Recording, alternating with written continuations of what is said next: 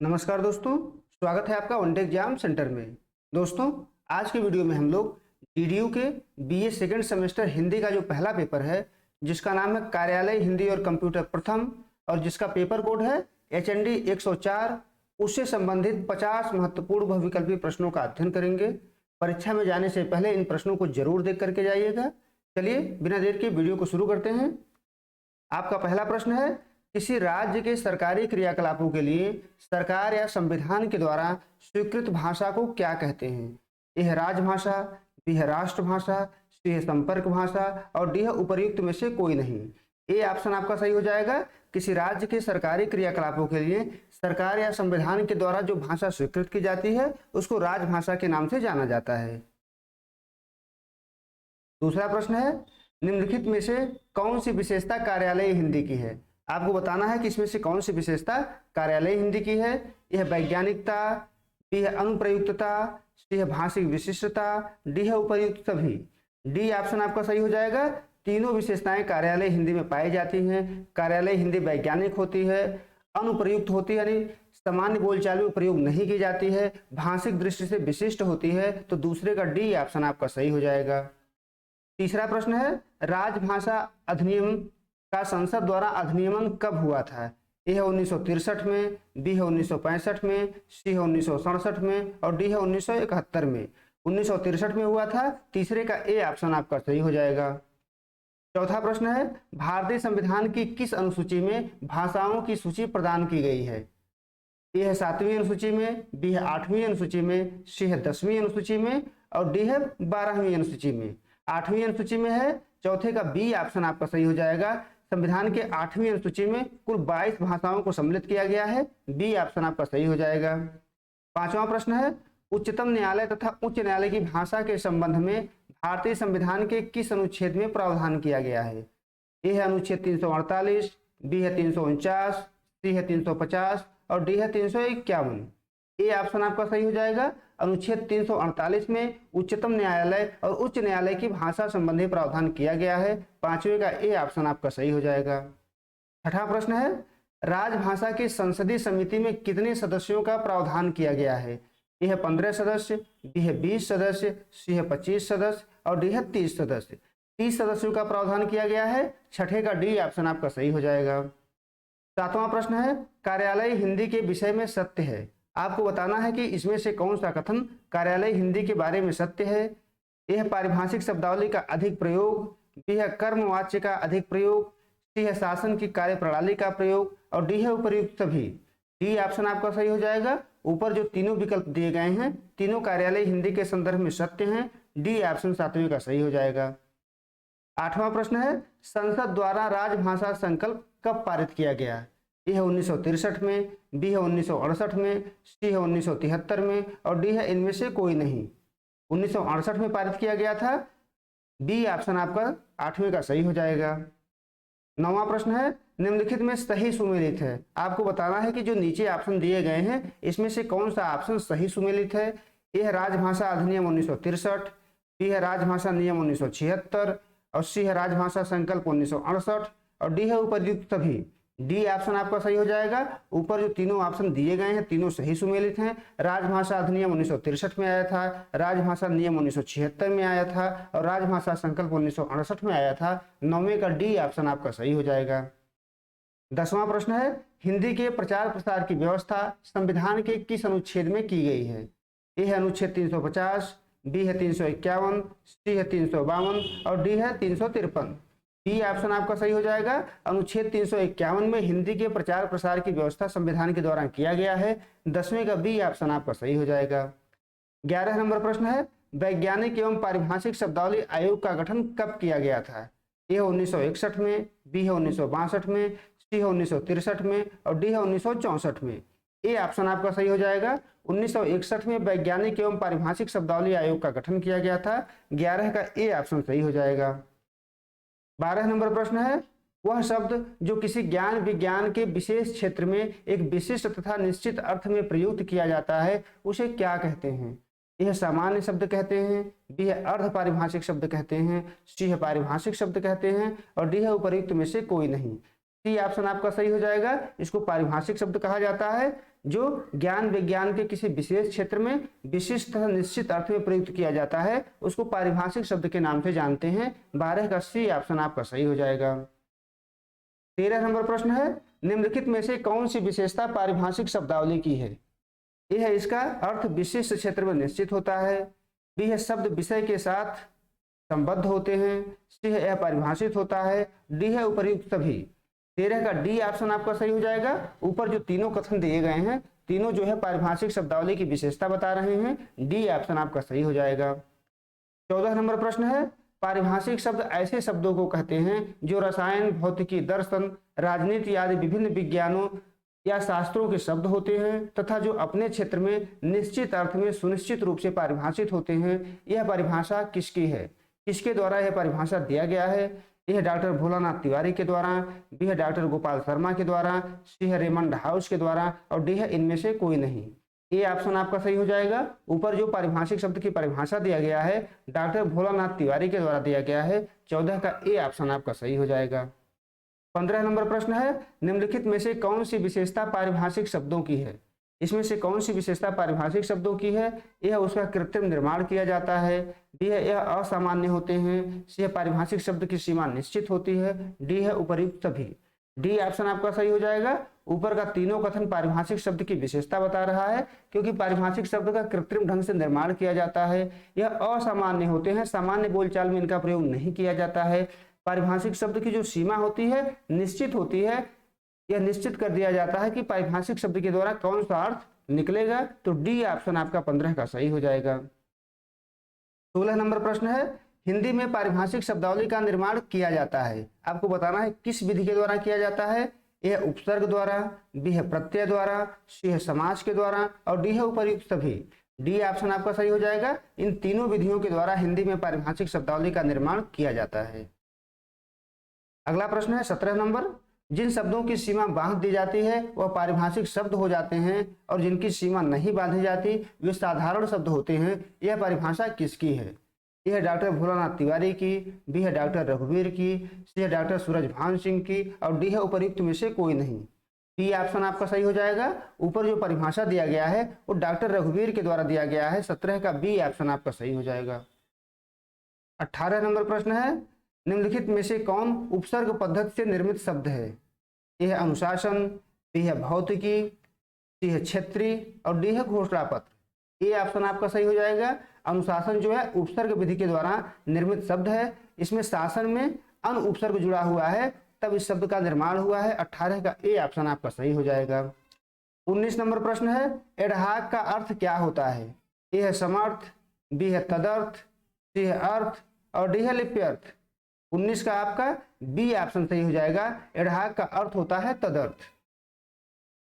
20 number प्रश्न है, पारिभाषिक शब्दावली वह कच्चा माल है जिससे कुछ भी बनाया जा सकता है, यह कथन किसका है?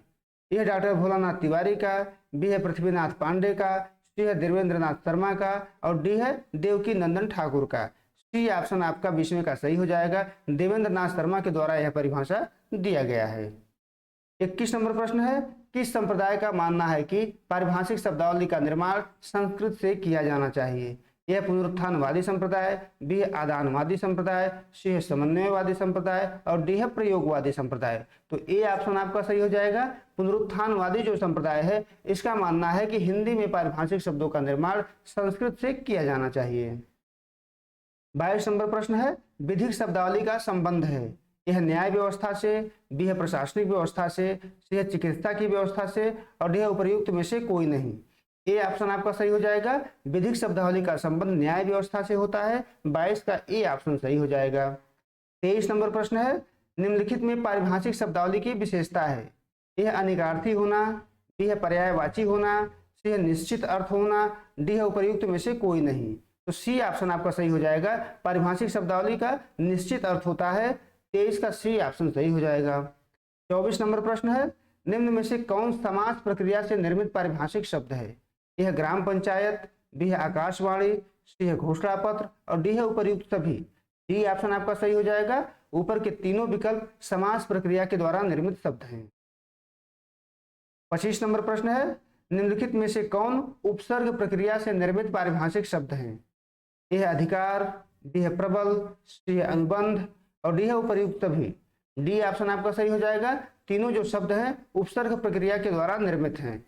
अधिकार में अधि उपसर्ग है, प्रबल में प्र उपसर्ग है, अनुबंध में अनु उपसर्ग द्वारा यह निर्मित हुआ है। 25 का डी ऑप्शन आपका सही हो जाएगा। 26 नंबर प्रश्न है, अलॉटमेंट का हिंदी अर्थ क्या है? ए है आवंटन, बी है प्रबंधन, सी है अनुबंध और डी है अनुलग्नक। ए ऑप्शन आपका सही हो जाएगा। अलॉटमेंट का जो हिंदी अर्थ है आवंटन है। 26 का ए ऑप्शन सही हो जाएगा। 27 नंबर प्रश्न है, भारतीय संविधान के किन अनुच्छेदों में राजभाषा संबंधी प्रावधानों का उल्लेख है?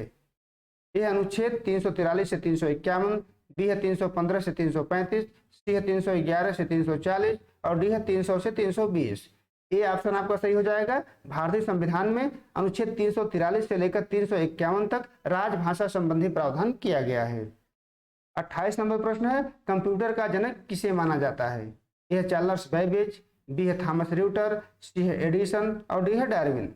ए ऑप्शन आपका सही हो जाएगा। चार्ल्स बैबेज को कंप्यूटर का जनक माना जाता है। 29 नंबर प्रश्न है, प्रथम पीढ़ी के कंप्यूटर में किसका प्रयोग किया गया था? यह वैक्यूम ट्यूब का, बी है ट्रांजिस्टर का, सी है माइक्रो प्रोसेसर का, डी है इनमें से कोई नहीं। ए ऑप्शन आपका सही हो जाएगा। प्रथम पीढ़ी के कंप्यूटर में वैक्यूम ट्यूब यानी निर्वात ट्यूब का प्रयोग किया गया था। 30वां प्रश्न है, द्वितीय पीढ़ी के कंप्यूटर के संदर्भ में सत्य क्या है? यह इसमें ट्रांजिस्टर का प्रयोग किया गया था, बी है असेंबली लैंग्वेज का प्रयोग किया गया था, सी है कंप्यूटर छोटा, तेज और ऊर्जा कुशल बन गया, डी है उपर्युक्त सभी। इसमें का डी ऑप्शन सही हो जाएगा। ऊपर जो तीनों कथन दिए गए हैं तीनों जो है द्वितीय पीढ़ी के कंप्यूटर के संदर्भ में सत्य हैं। 30वें का डी ऑप्शन आपका सही हो जाएगा। 31 नंबर प्रश्न है, कंप्यूटर के किस पीढ़ी में इंटीग्रेटेड सर्किट का प्रयोग किया गया है? यह प्रथम पीढ़ी में, बी है द्वितीय पीढ़ी में, सी है तृतीय पीढ़ी में और डी है चतुर्थ पीढ़ी में। सी ऑप्शन आपका सही हो जाएगा। कंप्यूटर के तृतीय पीढ़ी में इंटीग्रेटेड सर्किट का प्रयोग किया गया है। 31 का सी ऑप्शन आपका सही हो जाएगा। 32 नंबर प्रश्न है, सॉफ्टवेयर क्या होता है? यह बाह्य स्मृति, बी है कंप्यूटर संचालन संबंधी प्रोग्राम, सी है बटन और डी है उपर्युक्त में से कोई नहीं। बी ऑप्शन आपका सही हो जाएगा। सॉफ्टवेयर जो होता है कंप्यूटर संचालन संबंधी प्रोग्राम होता है। 32 का बी ऑप्शन सही हो जाएगा। 33 नंबर प्रश्न है, निम्नलिखित में से किसे कंप्यूटर का मस्तिष्क कहा जाता है? यह रैम को, बी है रोम को, सी है सीपीयू को और डी है मॉनिटर को। सी ऑप्शन आपका सही हो जाएगा। सीपीयू को कंप्यूटर का मस्तिष्क कहा जाता है। 33 का सी ऑप्शन सही हो जाएगा। 34 नंबर प्रश्न है, भारत का प्रथम सुपर कंप्यूटर कौन है? यह है अग्नि, बी है आर्यभट्ट, सी है परम और डी है उपर्युक्त में से कोई नहीं। सी ऑप्शन आपका सही हो जाएगा। परम जो है भारत का प्रथम सुपर कंप्यूटर है जिसको पुणे की सीडेक नामक कंपनी ने बनाया था। 34 का सी ऑप्शन सही हो जाएगा। 35 नंबर प्रश्न है, निम्नलिखित में से कौन हार्डवेयर है? यह मॉनिटर, बी है प्रिंटर, सी है पेन ड्राइव और डी है उपर्युक्त सभी। डी ऑप्शन आपका सही हो जाएगा। ऊपर के जो तीनों विकल्प हैं तीनों हार्डवेयर के उदाहरण हैं, क्योंकि हार्डवेयर उसे कहते हैं जिसको हम देख सकते हैं, छू सकते हैं, सभी हार्डवेयर की श्रेणी में आते हैं, तो तीनों हार्डवेयर है। डी ऑप्शन आपका सही हो जाएगा। 36 नंबर प्रश्न है, उपयोगकर्ता जिसके माध्यम से कंप्यूटर को डाटा तथा निर्देश देता है उसे क्या कहते हैं? यह है इनपुट डिवाइस, बी है आउटपुट डिवाइस, सी है हार्डवेयर और डी है सॉफ्टवेयर। ए ऑप्शन आपका सही हो जाएगा। इनपुट डिवाइस यानी इनपुट डिवाइस के द्वारा ही कंप्यूटर को डाटा और निर्देश दिया जाता है। 37 नंबर प्रश्न है, माउस किसका उदाहरण है? यह है इनपुट डिवाइस का, बी है आउटपुट डिवाइस का, सी है लैंग्वेज का और डी है सॉफ्टवेयर का। तो 37 का ए ऑप्शन आपका सही हो जाएगा। माउस जो होता है इनपुट डिवाइस होता है क्योंकि इसके द्वारा कंप्यूटर को निर्देश दिए जाते हैं, डाटा दिए जाते हैं। तो 37 का ए ऑप्शन आपका सही हो जाएगा। 38 नंबर प्रश्न है, निम्न में से कौन आउटपुट डिवाइस का उदाहरण है? यह मॉनिटर, बी है प्रिंटर, सी है प्लॉटर और डी है उपर्युक्त सभी। डी ऑप्शन आपका सही हो जाएगा। ऊपर के जो तीनों उदाहरण हैं तीनों जो है आउटपुट डिवाइस के उदाहरण हैं। 39 नंबर प्रश्न है, हेडफोन किसका उदाहरण है? यह है इनपुट डिवाइस का, बी है आउटपुट डिवाइस का, सी है सॉफ्टवेयर का और डी है इनमें से कोई नहीं। तो बी ऑप्शन आपका 39 का सही हो जाएगा। हेडफोन जो है आउटपुट डिवाइस का उदाहरण है। 40 नंबर प्रश्न है, इनपुट डिवाइस है, यह कीबोर्ड, बी है माउस, सी है स्कैनर और डी है उपर्युक्त सभी। 40 का डी ऑप्शन आपका सही हो जाएगा। ऊपर के जो तीनों ऑप्शन है तीनों इनपुट डिवाइस हैं, 40 का डी ऑप्शन सही हो जाएगा।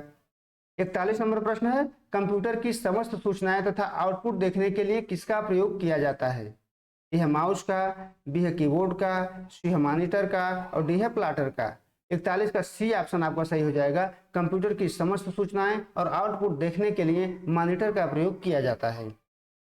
42 नंबर प्रश्न है, प्रोग्राम नियम और क्रियाओं का वह समूह जो कंप्यूटर के कार्यों को नियंत्रित और निर्देशित करता है क्या कहलाता है? ए सॉफ्टवेयर कहलाता है, बी हार्डवेयर कहलाता है, सी है इनपुट डिवाइस कहलाता है और डी है आउटपुट डिवाइस कहलाता है। तो ए ऑप्शन आपका सही हो जाएगा, सॉफ्टवेयर कहलाता है। 43 नंबर प्रश्न है, निम्न में से कौन सा सॉफ्टवेयर का प्रकार है? ए है सिस्टम सॉफ्टवेयर, बी है एप्लीकेशन सॉफ्टवेयर, सी है यूटिलिटी सॉफ्टवेयर और डी है उपर्युक्त सभी। डी ऑप्शन आपका सही हो जाएगा। सॉफ्टवेयर 3 प्रकार के होते हैं, तीनों प्रकार यहाँ पर दिया हुआ है, डी ऑप्शन आपका सही हो जाएगा। 44 नंबर प्रश्न है, ऑपरेटिंग सिस्टम सॉफ्टवेयर का उदाहरण है? ए है डॉस, बी है यूनिक्स, सी है लाइनक्स और डी है उपर्युक्त सभी। डी ऑप्शन आपका सही हो जाएगा। ऊपर के तीनों विकल्प ऑपरेटिंग सिस्टम सॉफ्टवेयर के उदाहरण हैं, 44 का डी ऑप्शन सही हो जाएगा। 45 नंबर प्रश्न है, निम्न में से कौन लैंग्वेज ट्रांसलेटर सॉफ्टवेयर है? ए है असेंबलर, बी है कंपाइलर, सी है इंटरप्रेटर और डी है उपर्युक्त सभी।